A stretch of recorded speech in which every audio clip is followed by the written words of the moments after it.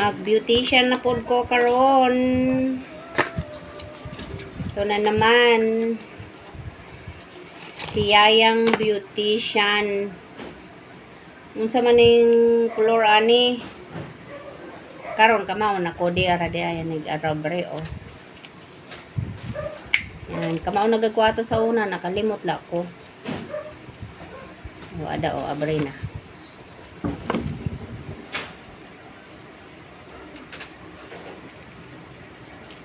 Nalaro na naman sila. Kukuraham na naman yan. Kayo na yung magbagong best friend. Sipat-sipat na po ang mga missing. Ay, oh, ayun na. Nabaldog na yung isa. Naglago po. Naglago po si Kankan. Kurahab na yun eh. Na ano, nakabitaw ko siya. Yan ang among kalipay. Ang mga missing pag magpagukuray. Magduwa-duwa sila. Sisis, tinulak mo. Tinulak ni Sisis. Buti nga di ko pa sinapak eh. Tinulak ni Sisis. Uy, ila. Tanawa ra gud. Iba ang kulor diri sa may tumoy. Ewan ko, baka iyaan mo na. Tumoy. Nakahanda yung glove ko. Ito oh. Gusto mo ba yung kay daddy? Hindi. Kahit ano. Kahit isa lang to eh. Kahit atin. Kahit kay daddy.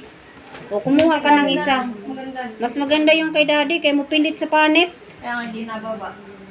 Yun na lang yung kay daddy dalawa. Sige. Oh, hindi. Isa lang. Sa kanan yun. Tapos ito sa left. Alam oy. Pala flat. Maganda talaga ang glove ni daddy. Dumidikit sa balat eh. Eh, yung dito sa atin, umiwalay eh. Amoy dito. May ibang amoy dito. Ganyan talaga, nak, yung mga plastic wares na pagkulob. Maamoy mo talaga yung amoy ng plastic. Lalo na yung mga mga brandless plastic. Yun ang matapang ang amoy. Adi na. Ay. Nabuhos ko na. Dapat dinalawa mo. Alam mong makapal ang buhok mo eh. Isa lang tama na yan. Igo lang mo. Color lagi sa kuan.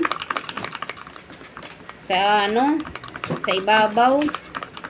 Kalahating lang to.